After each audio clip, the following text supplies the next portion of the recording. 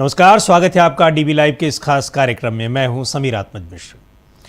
परीक्षाओं को लेकर सरकार कितनी सचेत है और कितनी गंभीर है ये दिखाई पड़ रहा है, लेकिन देश का युवा और देश के छात्र सरकार को अब यूं ही छोड़ने नहीं जा रहे हैं, ये दिखाई पड़ रहा है। 12वीं के एक छात्र ने संसदीय समिति के सामने जिस तरह का प्रेजेंटेशन दिया है और सीबीएसई में इस ओएसएम के नाम पर क्या धांधली की गई, कैसे धांधली की गई, पूरा जो टेंडर प्रोसेस होता है कैसे उसको पलट कर रख दिया गया, यानी किस तरह से अंधेरगर्दी की गई है, उसका पूरा प्रेजेंटेशन दिया है। बहुत सारे तथ्य, बहुत सारे डॉक्यूमेंट्स उसने खुद निकाल कर लाए और संसदीय समिति के सामने रखा है। अब इन सब पर क्या जवाब आता है सीबीएसई का, सरकार का क्या जवाब आता है, वो देखना होगा। लेकिन सीबीएसई ने जो कुछ किया है 12वीं के छात्रों के साथ वो दिखाई पड़ रहा है और उसके खिलाफ सड़कों पर दिख रहे हैं छात्र। केवल सीबीएसई ही नहीं, नीट परीक्षा हो या फिर जो तमाम और प्रतियोगी परीक्षाएं हों, सीयूईटी की परीक्षा हो, ये सारी परीक्षाओं में ये समझ में आ रहा है कि सरकार शिक्षा को लेकर कितनी गंभीर है, कितनी उसके पास बड़ी योजनाएं हैं और वो क्या कुछ कर रही है। लेकिन इन सब का नतीजा क्या होगा, और छात्र अगर सड़कों पर उतरे हैं तो सरकार को इससे सचेत हो जाना चाहिए या फिर सरकार यूं ही अपना ढुलमुल रवैया अपनाती रहेगी, लोगों का ध्यान भटकाती रहेगी। इससे जुड़े तमाम पहलुओं पर बात करने के लिए हमारे साथ इस समय राजनीतिक विश्लेषक प्रोफेसर अखिल स्वामी जी हैं। बहुत बहुत स्वागत है सर कार्यक्रम में आपका। और आपने देखा ही होगा, सार्थक सिद्धांत तो 12वीं का छात्र है, यानी वो भी उस सीबीएसई का एक पीड़ित छात्र है जिससे लाखों छात्र पीड़ित हैं। अब उसने संसदीय समिति के सामने इस पूरा ये जो मामला है इसकी पोल खोल कर रख दी। हालांकि उसको लेकर पहले से ही बहुत सारी बातें थी, लेकिन वो तथ्यों के साथ जिस तरह से प्रेजेंटेशन दिया है, संसदीय समिति में जो तमाम सांसद थे वो भी हैरान रह गए कि आखिर इसके पास ये जानकारी कहाँ है। लेकिन ये सारी चीज़ें बता क्या रही है, वही कि शिक्षा, सरकार की नज़र में शिक्षा का महत्व कितना है और शिक्षा को लेकर वो कितनी गंभीर है।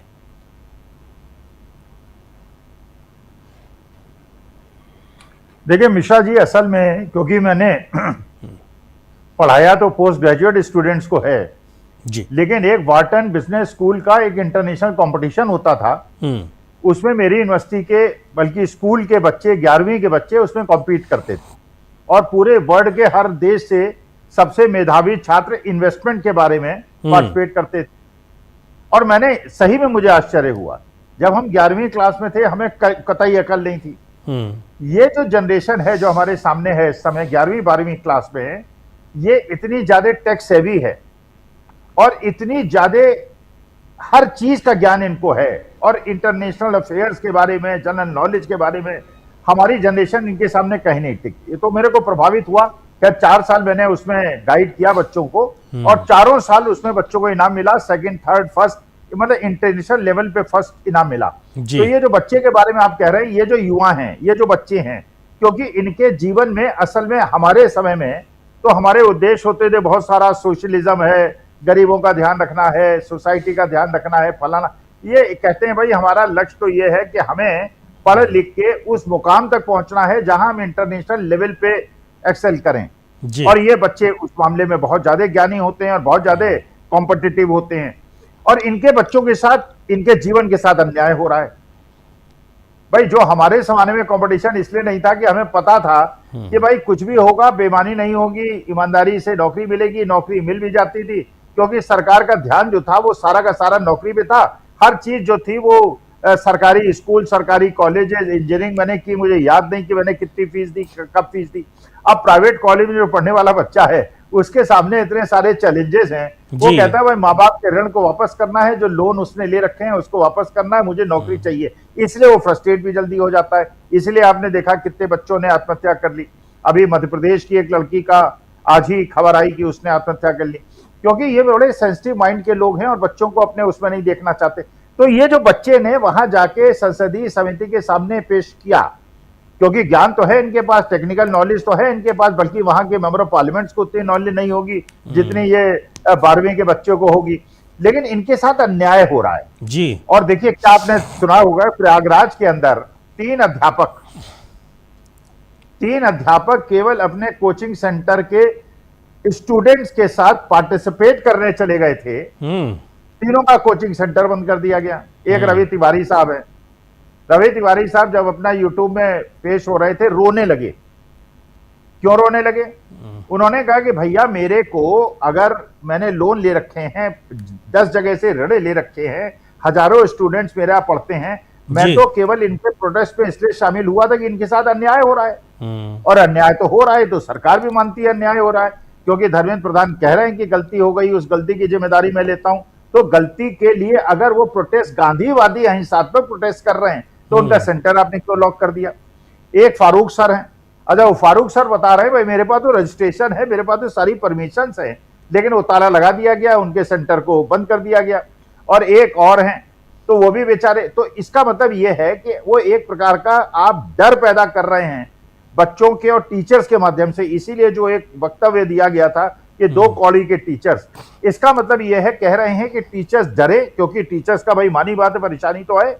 उन्होंने लाखों करोड़ों रुपए खर्च किए हैं, लोन ले रखे हैं, और अभी वो अपना स्ट्रगल कर रहे हैं, बच्चों को पढ़ाते हैं, पैसा मिलता है, लोन वापस करते हैं, आगे बढ़ते हैं। तो ये जो टीचर्स है, इनके दिमाग में एक डर पैदा करना, बच्चों के दिमाग में डर बहुत ज्यादा है।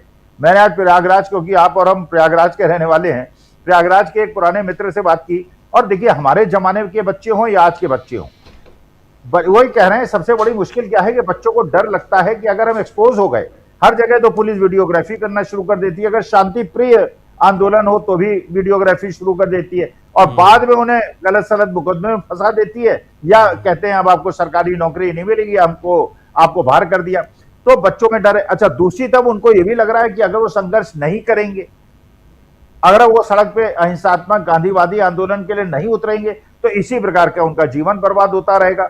सीबीएसई में भी होगा, नीट में भी होगा, जेई में भी होगा, हर एग्जामिनेशन के अंदर होगा।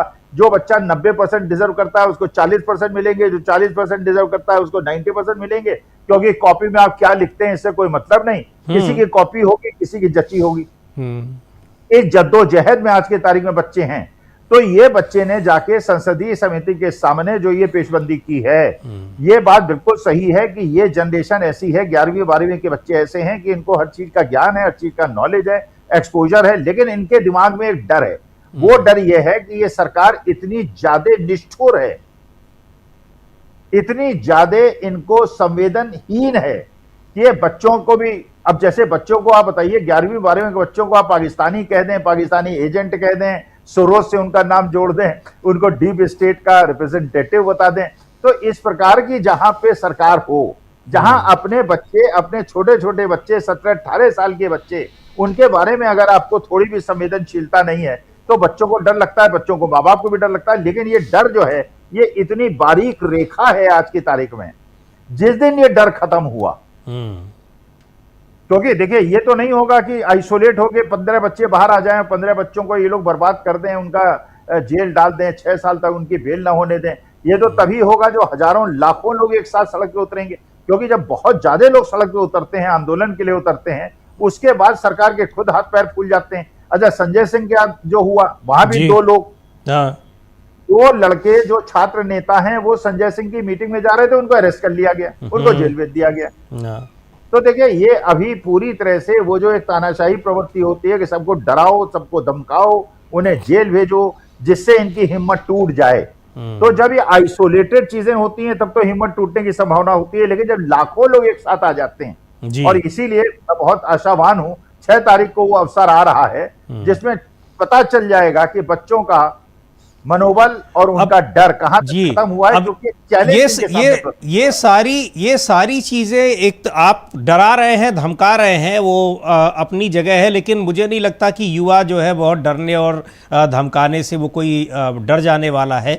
वो चीजें दिख भी रही हैं, लगातार हम लोग देख रहे हैं, चाहे वो छात्रों के अपने ही संगठन हो, चाहे वो एनएसयूआई का संगठन हो, देश के तमाम हिस्सों में ये छात्र सड़कों पर उतरे हुए हैं। सीधे सीधे बिल्कुल एक्सपोज हो गया है कि सीबीएसई ने क्या किया है। एक मतलब ऐसा लग रहा है कि जैसे जिम्मेदारी जैसी बात तो वहां पर है ही नहीं। जिसको मन किया एक ब्लैक लिस्टेड कंपनी को ठेका दे दिया है, जो कई जगह से ब्लैक लिस्टेड है। टेंडर के सारे नियम बदल दिए गए हैं, नियम बदलने के अलावा वहां पर उसके नाम बदल दिए गए। कहने का मतलब यह कि उसको वही करना है, उसी को टेंडर देना है जिसको वो देना चाह रही है, चाहे वो ब्लैक लिस्टेड हो चाहे जो हो।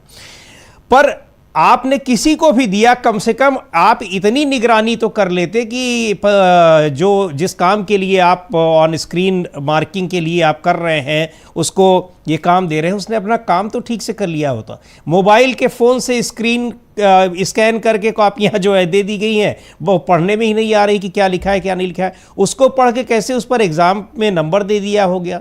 मतलब क्या सीबीएसई को या शिक्षा मंत्रालय को ये पता नहीं था कि इसकी किसी भी लेवल पर कभी कोई स्क्रूटनी भी हो सकती है, कभी कोई जांच भी हो सकती है, कभी ये मामला जनता के सामने भी आ सकता है? या वो पूरे आत्मविश्वास में थे कि हम जो कुछ करें इस पर कभी कोई सवाल नहीं उठने वाला है, कहीं कोई ऑडिट नहीं होने वाला है, देश में कहीं कोई सीएजी नहीं है, कोई ऐसी संस्था नहीं है जो सरकार की जांच करे, सरकार के कामों की निगरानी करे? क्या ये यही कॉन्फिडेंस तो रहा होगा? नहीं, देखिए मिश्रा जी, वास्तविकता यह है कि सरकार को, क्योंकि उन्होंने जनता की भावना को और इलेक्शन को आपस से तोड़ दिया है जी। अब जनता की भावना का इलेक्शन रिजल्ट से आज पूरा गोदी मीडिया के अंदर डिस्कशन क्या चल रहा है? वो डिस्कशन चल रहा है, देखिए वेस्ट बंगाल के अंदर टीएमसी के 50 विधायक टूट रहे हैं और उनको सिंबल मिल जाएगा, उनको पार्टी मिल जाएगी, ममता बनर्जी अकेली पड़ जाएंगी।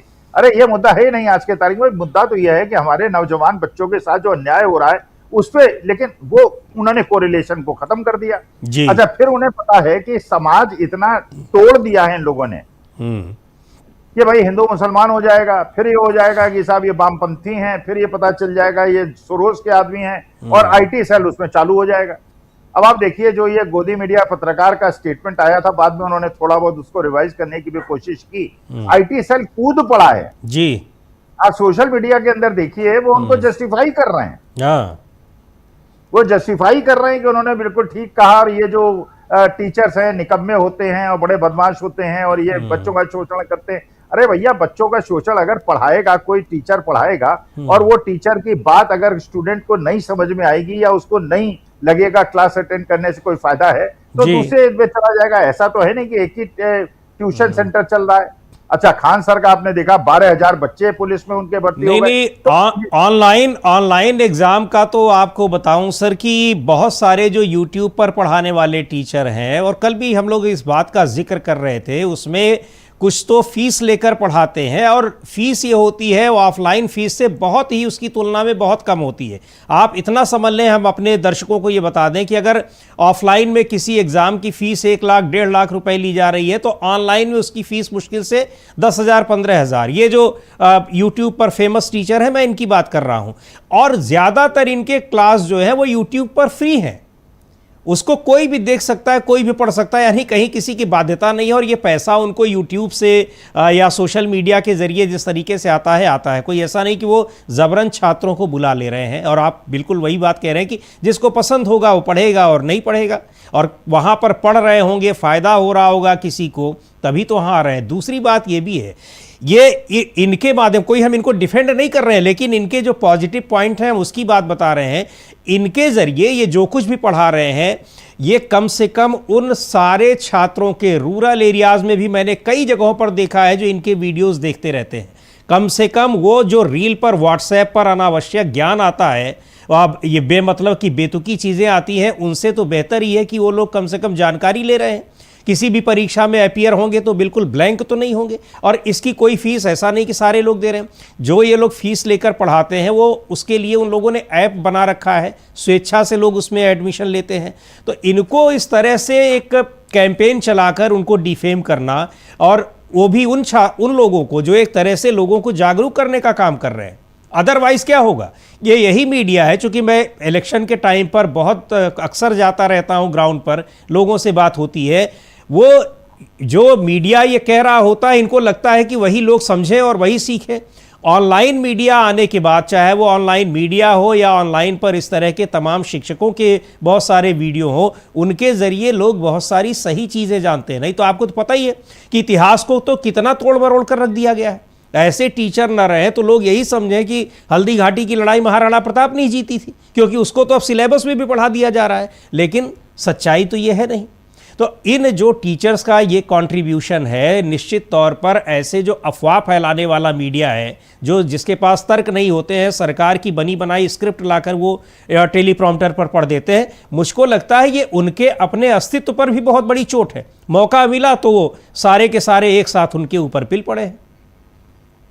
नहीं देखिए मिश्रा जी, जैसे आपका एक यूट्यूब चैनल है, डीबी लाइव है जी, इस तरह के हजारों चैनल्स हैं। हाँ अच्छा, हजारों चैनल्स के सब्सक्राइबर्स अलग अलग हैं, उनके व्यूज अलग अलग हैं, उनके एक ऑडियंस उनका अलग है।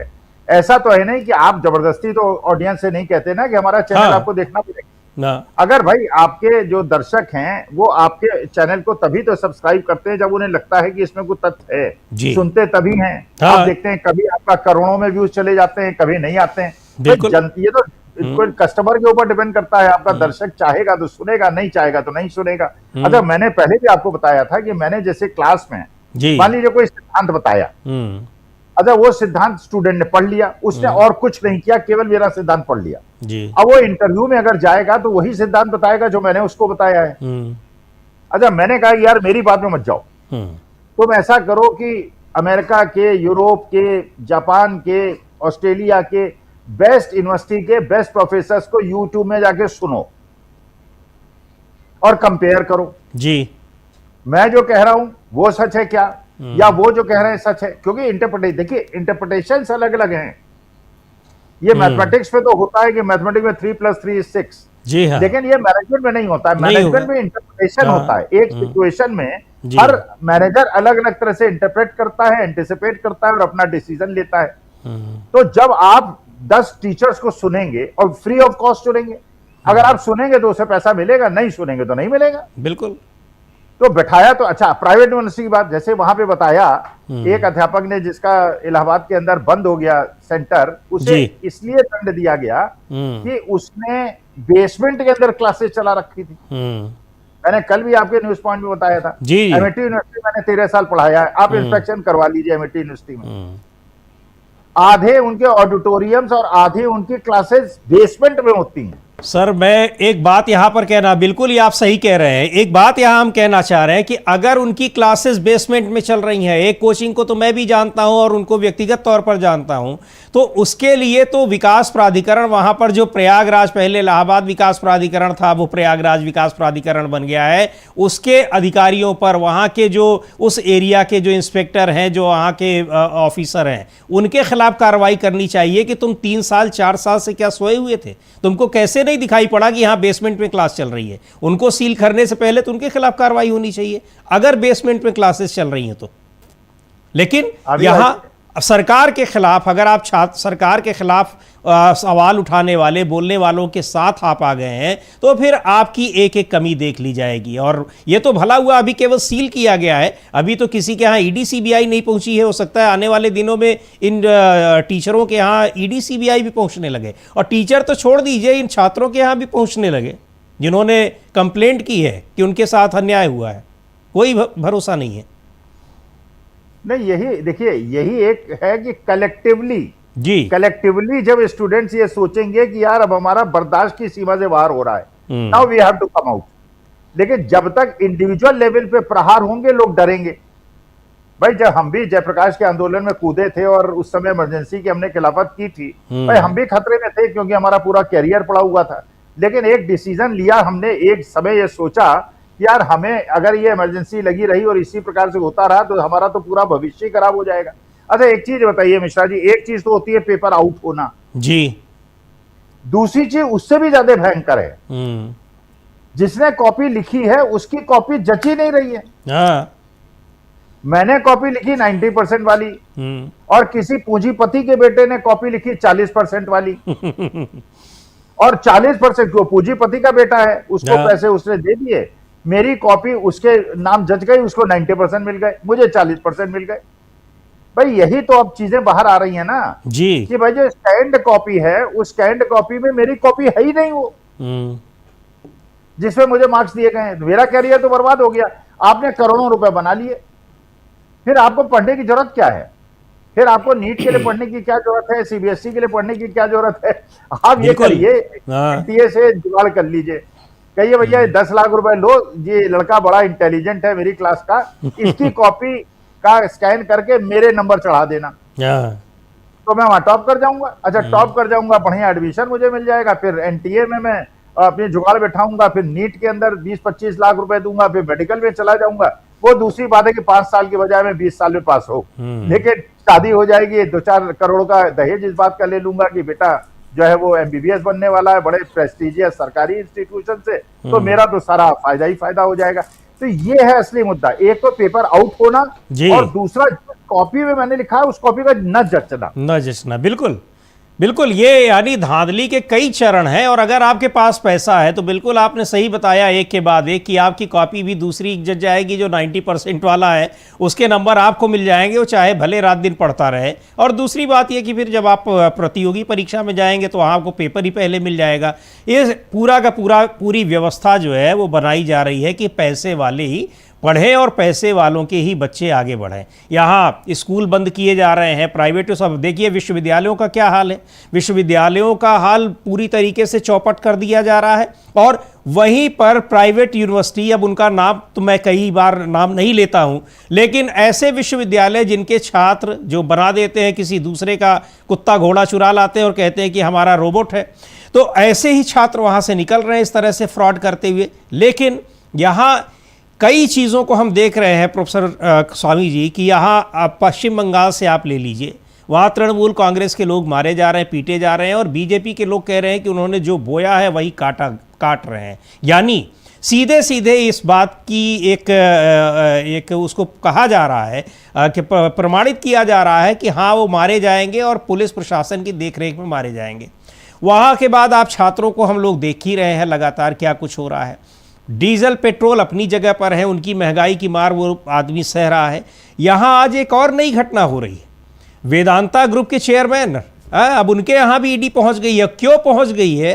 वो इसलिए कि अब मैं देख रहा था कई विपक्षी नेताओं ने कहा है कि अब इस देश में केवल एक देश एक चुनाव ही नहीं, एक देश एक पार्टी ही नहीं, अब एक देश और एक सेठ भी रहना चाहिए, दूसरा कोई नहीं आना चाहिए। क्योंकि उन्होंने अब जेपी ग्रुप को खरीदने के लिए उन्होंने भी बोली लगा दी थी और उन्होंने ज़्यादा पैसे में खरीदने की बात कही, मिला भी नहीं, और आज ईडी भी पहुंच गई कि भाई तुम्हारे पास ज़्यादा पैसा कहाँ से आ गया देने के लिए।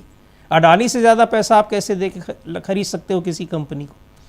तो ये इतनी क्लियर कट मैसेजिंग दी जा रही है, उसके बावजूद हमको लग रहा है कि देश की जनता तो समझ रही है, लेकिन देश की राजनीतिक पार्टियां, खासकर जो पार्टियां एनडीए के साथ हैं, उनको समझ में नहीं आ रहा है क्या?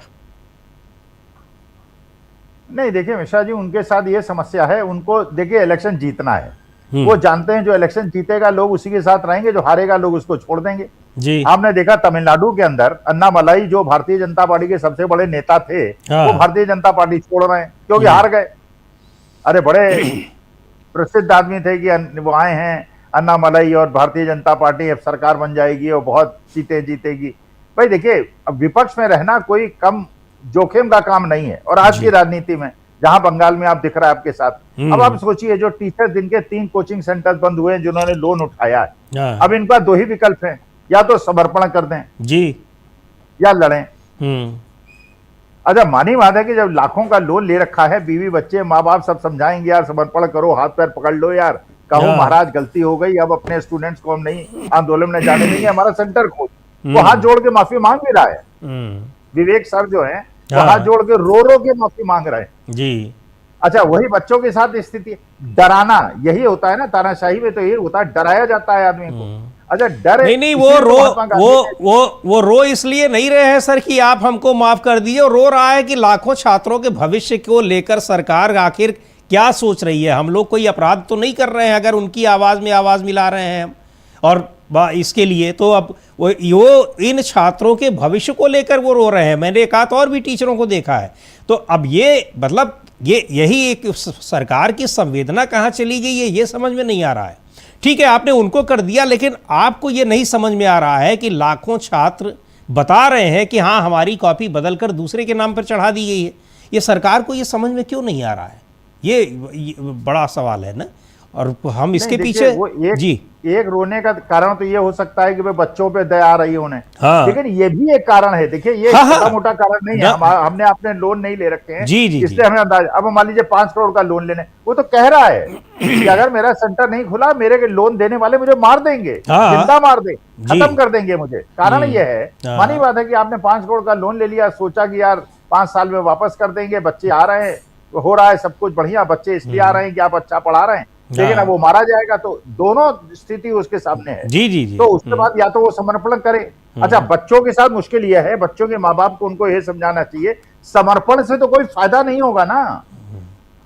बिल्कुल भाई मान लीजिए आपने समर्पण कर दिया हाँ और 80% वाले को 40% मिल गए, 40% वाले को 80% मिल गए, और डरा डरा के आपको ये बंद कर देंगे, वो कर देंगे, अनिल अग्रवाल को ईडी रेड हो जाएगी, टीएमसी वालों को मारेंगे, सबको डराएंगे, सबको पीटेंगे।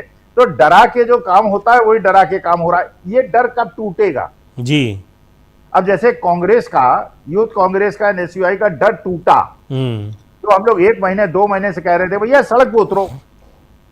अब आप देख रहे हैं सैलाब है।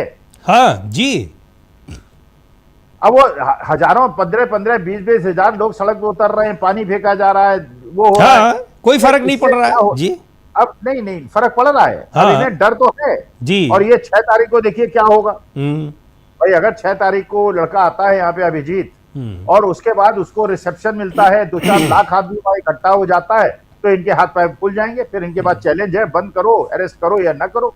अरेस्ट करोगे तो मुश्किल, नहीं करोगे तो मुश्किल, फिर वो जाके जंतर मंतर पे बढ़ जाएगा। तो देखिए डर तो है, लेकिन इसीलिए डर को खत्म, जब आदमी बहुत ज्यादा डरा होता है तो दूसरे को डराता है जी वही ये लोग कर रहे हैं आज के तारीख में। अच्छा, जहां ये डर खत्म हुआ, जब सैलाब निकलता है लोकतांत्रिक रूप से, जो महात्मा गांधी ने हमको सिखाया है, जब वो देखता है, पुलिस वाला भी देखता है, यार हमारे पास तो 25 है, जलियांवाला बाग में गोली क्यों चलाई उन्होंने? वो बंदूक चलाने वाले तो 20-25 थे और सामने पूरा सैलाब था, हजारों लोग थे। उन्होंने कहा यार तो हमको कुचल के मार देंगे, तो चलाओ गोली, चला दी गोली। तो अगर लाखों आदमी सड़क पे आ जाएगा, तो मानी बात है कि आप जैसे बांग्लादेश के अंदर कत्लेआम हुआ, चाइना में ह्यूमन स्क्वायर में हुआ था, नेपाल के अंदर हजारों बच्चों को मार दिया गया, फिर उसके बाद उसकी प्रतिक्रिया बिल्कुल अलग हो जाती है। लेकिन पहला कदम यह है कि सड़क पे उतरो, गांधीवादी तरीके से उतरो, मुंह में पट्टी बांध के उतरो, हाथ में बेड़ी डाल के उतरो, ये कहो कि हम एक अस्त्र नहीं चलाएंगे, जो तुम्हें करना। लेकिन अगर तुम सरेंडर कर देते हो जी तो तुम लड़ाई हार गए, तुम्हारा जीवन बर्बाद। और क्या, बिल्कुल सही बात है कि आप सर, लेकिन ये वही चीज है कि अब चौतरफा जिस तरह से हर वर्ग के ऊपर हमला सरकार कर रही है, और अब हर वर्ग को लग रहा है कि नहीं ये तो सरकार फिर इसकी ये तो कुछ और ही सोच रही है, या अभी तक जो लोग सरकार की आलोचना कर रहे थे, अब बहुत से लोगों को मैं देख रहा हूं उनको लग रहा है कि नहीं वो सही थे, क्योंकि एक एक करके सबको आखिरकार उस टारगेट पर लिया ही जा रहा है। छात्र हैं, अब यहाँ कोई हिंदू मुसलमान, यहाँ कोई बाहरी और घुसपैठिया वाली बात तो नहीं है, इनमें तो कोई घुसपैठिया नहीं है जितने सीबीएसई के छात्र हैं या फिर जितने नीट के छात्र हैं। तो ये अब सब लोगों को लग रहा है, या फिर पेट्रोल डीजल की मार किनके ऊपर पड़ रही, घुसपैठियों के ऊपर तो पड़ नहीं रही है। अब सबको ये लग रहा है कि ये सरकार की जो आलोचना करने वाले लोग थे वो वास्तव में सही थे, और जो लोग उसको डिफेंड कर रहे थे वो गलत थे। बहुत एक बड़े एक वर्ग में इसको लेकर जो धारणा है वो बदली है, और देखते हैं कि इसका असर अब सरकार पर कितना पड़ता है। ये सोचने वाली बात है, क्या सरकार में कोई संवेदना है या नहीं है। इस्तीफा धर्मेंद्र प्रधान का ले न ले, लेकिन कम से कम छात्रों के साथ अन्याय करना, इतने बड़े पैमाने पर शिक्षा को पूरी तरीके से खत्म कर देने की एक कोशिश करना, ये तो फिर पूरे देश को ही बर्बाद करने के लक्षण दिखाई पड़ रहे हैं अगर ऐसा हो जाता है। शिक्षा तो किसी भी समाज की, देश की बुनियाद होती है। अगर आप शिक्षा को ही खत्म कर देंगे, 70 साल में सबसे महत्वपूर्ण बात तो यही हुई, देश को शिक्षित करने में इतना समय लग गया, आज यहाँ तक अगर पहुँचे हैं तो क्यों उसको हम नष्ट करने पर तुले हुए हैं। पता नहीं सरकार के समझ में आएगा या नहीं आएगा, लेकिन सड़कों पर उतरे हुए युवा और छात्र बताने की कोशिश तो भरपूर कर रहे हैं। देखते हैं क्या होता है। बहुत बहुत शुक्रिया प्रोफेसर अखिल स्वामी जी, कार्यक्रम में आप शामिल हुए, और अब इन सब आंदोलनों का, छात्रों की बातों का असर सरकार पर कितना पड़ता है देखना होगा कि आखिर असरदार है उनकी ये बातें, उनका ये आंदोलन, उनका सड़कों पर उतरना, या फिर सरकार इन सब से बिल्कुल बेखौफ है, उसको किसी बात का डर नहीं है। उसको ये उम्मीद अभी भी है कि कुछ भी हो जाए, सरकार वो हर जगह चुनाव जीतकर बनाती रहेगी। बहरहाल इस कार्यक्रम को यहीं समाप्त करते हैं। मुझे दीजिए इजाज़त। नमस्कार।